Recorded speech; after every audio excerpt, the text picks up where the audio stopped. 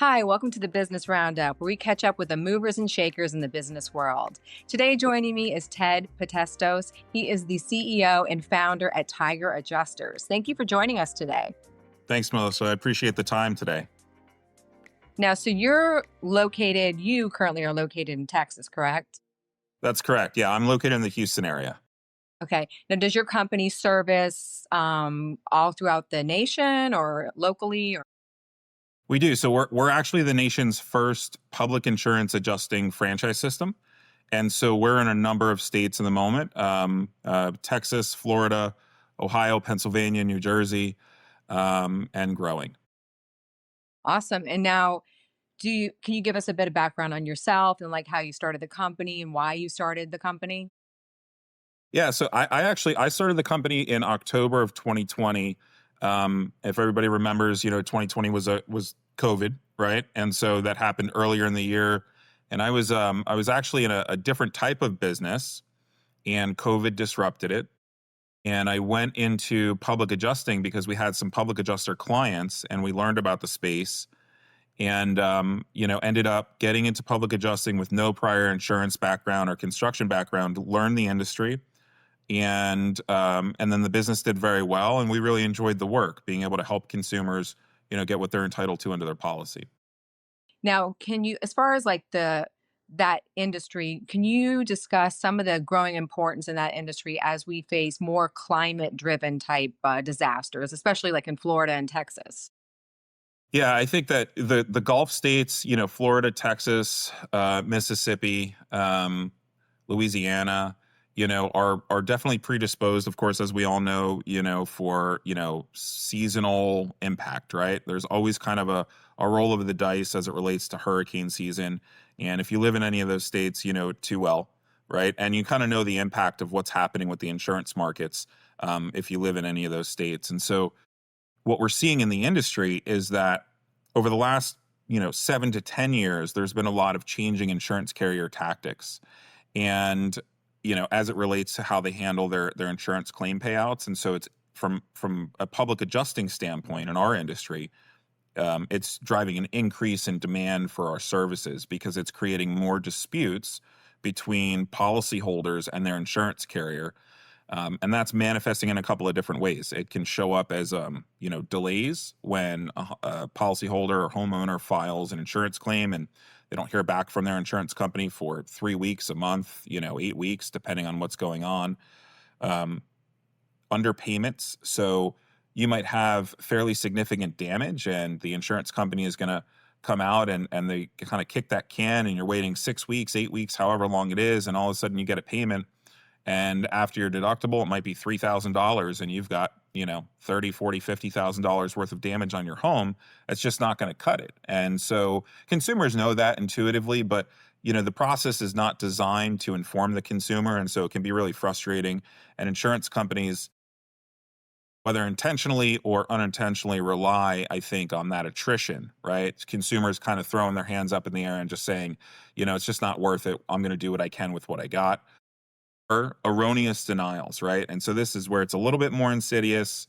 You might have, a particular adjuster or insurance carrier that is a little more willful in that process, where in your insurance policy, there's language that, kind of outlines what you're entitled to be covered for. And if it's kind of on the fence where you should be covered for it, but they can kind of find a loophole or an out, a lot of times they'll deploy those, assertions or those arguments in the process, and you'll get a denial letter. And a lot of people don't know what to do at that point. And so public adjusters can service the consumer when they experience those sorts of instances during the claims process. And I've even heard of that happening a lot, like, or they're just tied up in red tape and it takes years. Like, there's people still waiting in Florida, especially like in the Fort Myers area. They have not gotten payment. Some are denied the payment, even though they were covered. So in what way, like when the adjusters come in, like how do you help these people in that situation? That's a great question. So public adjusters have a really unique role in the insurance process. And so our industry is codified by the state legislatures, so all across the country, where our role is kind of set forth within legislative, or codified laws, right, at the state level. And so when a consumer or a policyholder brings us on, a lot of what we do is very similar to what you might experience with the insurance company, in that we will show up, we'll do an inspection, you sign a letter of representation with us. It's like a contract. We file that with the insurance company so that we're able to engage with them directly. And then we'll conduct an inspection. We'll do what's called documenting the loss. So we're taking photos, we're walking around, we're doing measurements, we're gathering invoices or bids or quotes from your contractors, putting together our own estimate in the same software that the insurance company uses. So we're having an apples to apples conversation. We get a copy of your insurance policy. Melissa, a lot of people actually, believe it or not, still don't have a full copy of their insurance policy. They only have what's called the declaration page. It's like the first maybe 3 to 5 pages. And insurance policies are actually pretty long. They're like, they can be anywhere from 30 to 60 pages on a residential policy, and sometimes much longer if it's a commercial policy. And so we'll get a copy of that full policy and read through that and make sure that we're holding that insurance company accountable to what they owe the consumer under the policy. And then we file all of that. We file our findings with the insurance carrier. And because they're obligated to deal with us under the state legislature, we'll enter into kind of an investigation and negotiation period with them, point out where they're falling short relative to what they owe. And more often than not, over 90% of the time, that's going to result in what's called a supplemental payment. And that's more money to the consumer to be able to get services done and fix their homes. So definitely you're like the friend of the consumer, and helping them, because a lot of people, I wouldn't know what to do. Like if I got a denial letter, you don't know, do you go to court? I mean, how do you try to resolve these type of issues? Yeah. So for us, it really boils down, if we're talking about a denial letter, it really boils down to what is that policy language.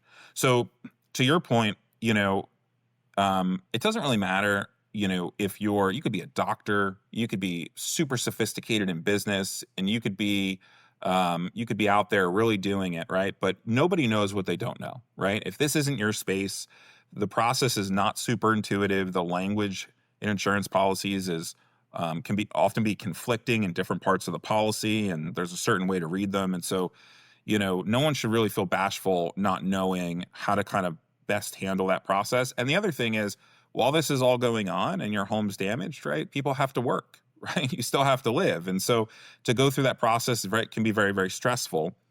And so, when we go through that process, if we're talking about a denial, we're really looking at that policy and trying to extract language in that policy that either has a clear pathway to coverage and demonstrates that what they're doing is not appropriate, or where there might be some ambiguities. And a lot of people don't know this, that if there's ambiguities or conflicts within that policy, then the policy is supposed to be interpreted to the homeowner policyholder's benefit.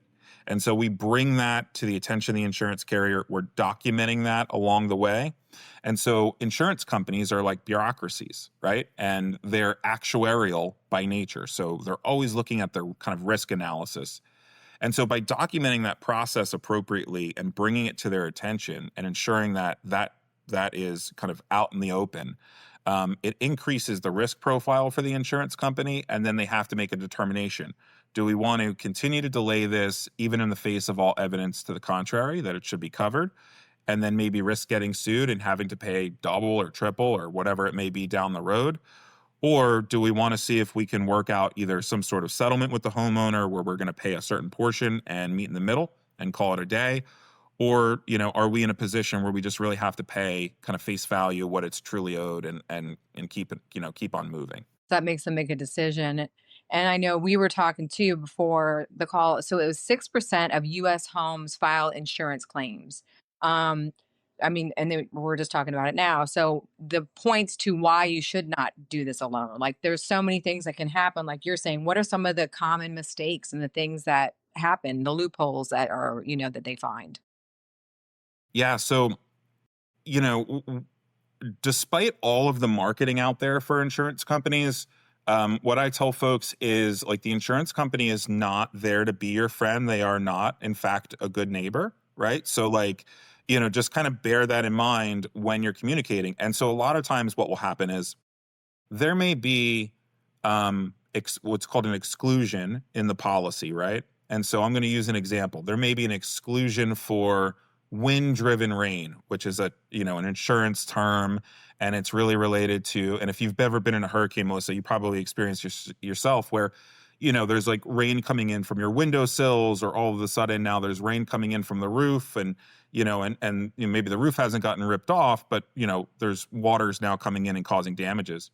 And so there may be an exclusion in the policy for wind-driven rain, um, but there may be subsequent damages that are covered. And so that insurance adjuster from the insurance company, they may end up asking leading questions and try and get you to kind of trip up, right?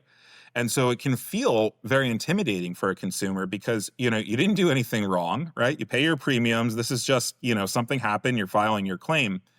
And sometimes they can be cajoling and they can try and kind of buddy up to you and try and get you to make a representation. But what a lot of folks don't realize is, when you make a statement to your insurance adjuster, they may be all smiles, while they're on site, but they're going to report that back. And you may make a representation or a statement that you think is the reality, but is not actually, what took place on the loss, or there may be some sort of other coverage involved, and then you end up undermining your own position. And so when would be the time, like let's say a consumer is going through this thing, when would be the time to get you involved, to get your company involved? So, what we tell people is, public adjusters can come on at any point in the claim. We can file claims for you. We can reopen closed claims up to a certain point. But what I tell people is not every claim requires a public adjuster, right? And so what I would say is, when you file an insurance claim with your insurance company, give them the opportunity to do the right thing, and that might only happen 10 or 15% of the time. I don't have a real metric for that, but you want to give them an earnest opportunity to do the right thing. So if you file your insurance claim and they come out within just a couple of days and they write an estimate, and you've got a check coming in the mail and you end up getting that, and it's representative of what you feel is a fair settlement, then you're good to go, right?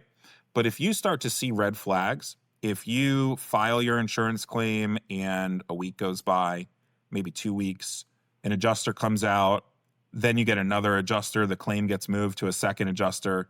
In Florida, you may be on your fifth adjuster. I mean, it happens pretty frequently. And so when you start to see those sorts of red flags, or a payment that just doesn't really line up with what you believe you're owed, or what maybe a contractor told you you're owed, um, I would say you want to pause that process and you want to find yourself a public adjuster to come in and assist you with the claim. Because unfortunately, what we see is this is really a pattern of behavior, right? And so it's not really about any one thing. It's kind of over the life cycle of the claim. It's a systemic pattern of behavior that undermines the rights of the policyholder. And before you know it, if you've waited too long, you're 3, 4, 5, 6 months down the process, and there's really no solid pathway back without having to maybe go through litigation, which in Florida just got tougher because they changed some of the laws. And that process could be 18 to 24 months before you see a resolution. And kind of leading into that, what are some of the things insurance companies don't want us to know, or that they don't want to be exposed for, some things that we need to kind of look out for? Yeah, so I think that there's definitely quite a bit that they probably don't want you to know, but I'll throw out some tips and tricks. Okay, all right. So the first thing I would say is that flooring is replaced on a continuous basis in insurance claims. So what does that mean, right? So let's say that you've got, either wood floors or laminate floors. You've got carpet all throughout. In Florida, you might have tile floors, right? That's probably more common in that market. So if those floors are throughout your entire floor, and you've maybe got doors and the doors are slightly raised above the floor, right? It just the same tile throughout, wherever that covers that entire surface. If you end up having to replace even 1 or 2 tiles, your entire floor is due for replacement because it's replaced on a continuous basis. And so a lot of insurance companies don't want you to know that, because it ends up adding up very quickly, right? You could end up having a tile that pops up, and if it's related to a covered loss, they could be due to pay you not only for the entire floor, but it becomes a domino effect. The insurance company is responsible to pay you not just for to replace the property that's been damaged, but to allow for access in order for those repairs to be completed. So what does that mean, right? If your floor is getting replaced on a continuous basis, that might mean that they owe you for certain for your baseboards. If you have baseboards in your home, they're going to owe to remove the furniture. It's called a pack out, or to at least manipulate the furniture so that the floor can be installed. If those floors go underneath your cabinet, if you've got an island in your kitchen, right, there's a good chance that those floors may go underneath your island. Then they're going to have to actually remove that island or the cabinets in the kitchen along with the granite, so on and so forth. And so that can really start to snowball. And so insurance carriers definitely don't want you to know about that. I think another thing that I would point out that insurance carriers really don't want you to know is that, you know, insurance companies are bound by compliance timelines in every single state that they operate in. And so, but there are certain triggers in that process that the insurance company is bound by.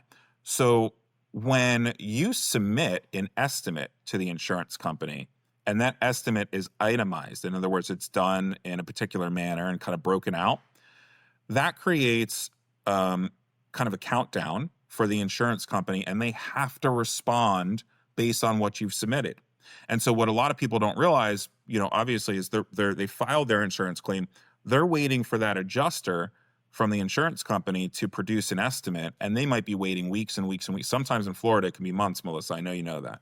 And so, when you submit an estimate early in the process, it actually tightens up that compliance timeline. And now you've created a situation where either the insurance company is going to be out of compliance and they can't argue against that because it's documented, or they're going to respond more quickly. So that's good to know. So you can, a lot of people, I think, even me, like, I feel like you have to wait for them to do it, but you can provide that estimate and that just speeds up the timeline on that.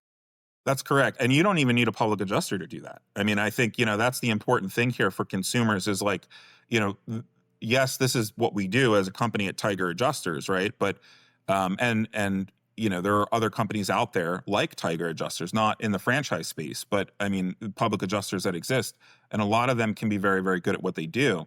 But the consumer doesn't always need a public adjuster. If you know some of these tips and tricks, and you're willing to go at it with the insurance company, you can still move the needle for yourself and wind up in a better position. And so in a lot of ways, like you said, your services kind of pull back the curtain on what, some of the things that they do, the industry tactics, and they help these people, the consumer, just kind of navigate, which is great. And even if they're denied, same thing, they could still contact you and can still have you come in at that point. Yeah, that's 100% correct. So, sometimes people get a letter from the insurance company and it says you've been denied and we're closing out your claim. And they think what everybody would think, right? Like, that, okay, that's it. I guess I'm done.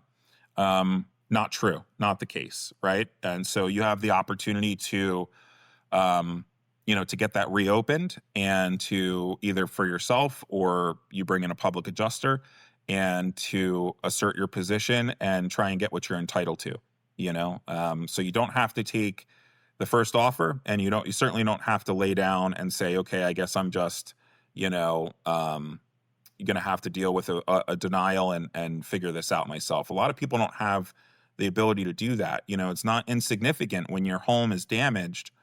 It has a lot of, there's a lot of ripple effect there. I mean, you could lose, some of the equity in your home because suppressed values.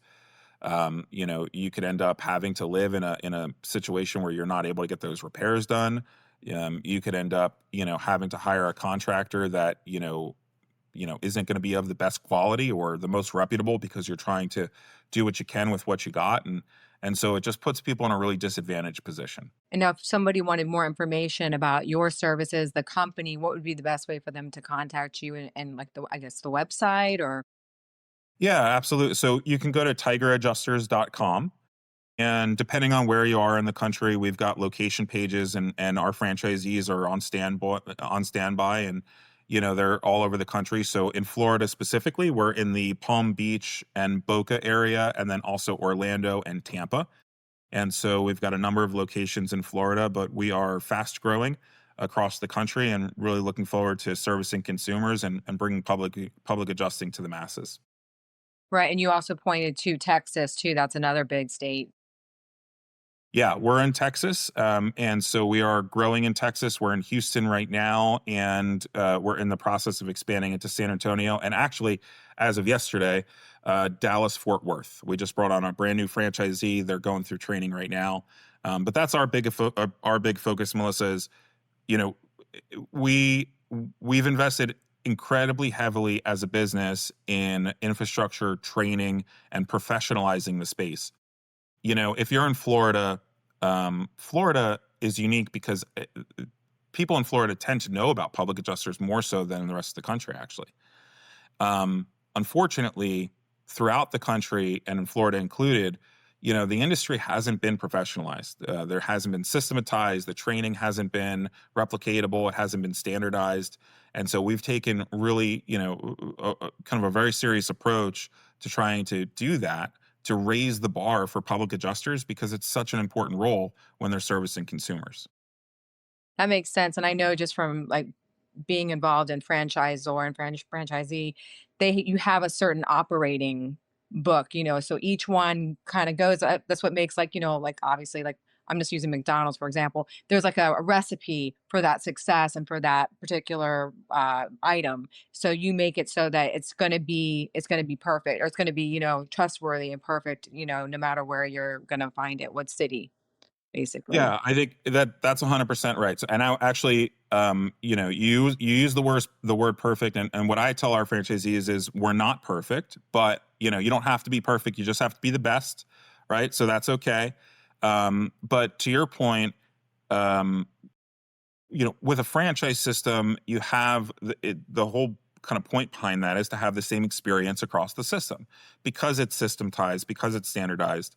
And when you do that with training and you take the training seriously and you take the commitment to support those franchisees so that they can go out in the world and support consumers, I think that you wind up with just a better service relative to what exists out, elsewhere.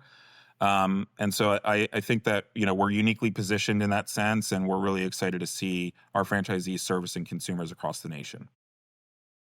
Well, perfect. I'm very glad that you joined us today because I got some insight into some things that I did not know. So, and I've had to deal with the insurance companies too. I had to deal with them on, I think it was Ian, so on one of our homes. So, Well, I get the vibe, Melissa, you didn't need a public adjuster. I'm sure you handled it well. no, actually, I probably could have used one. I think we kind of settled for, I think, a little bit less than we probably could have, but we were in that, that kind of same boat. We didn't know, that there were some things that they probably could have covered or should have covered, and we just kind of like accepted what they gave us. So yeah, unfortunately, I wish I would have kind of reached out. That would have been probably would have helped us out. Well, you can't go backwards. So hopefully you don't have to deal with it again. Hopefully that'll be your last insurance claim experience. But if you end up in the same boat, then, hopefully we'll look forward to hearing from you. Sounds good. And thank you so much for taking the time to join us today. Thanks for having me on. Hi, thank you for joining us for another episode of the Business Roundup. If you haven't already, please subscribe or follow us on Instagram or YouTube. Also, feel free to leave comments below on topics you'd like us to cover. Until next time, I'm Melissa Bell.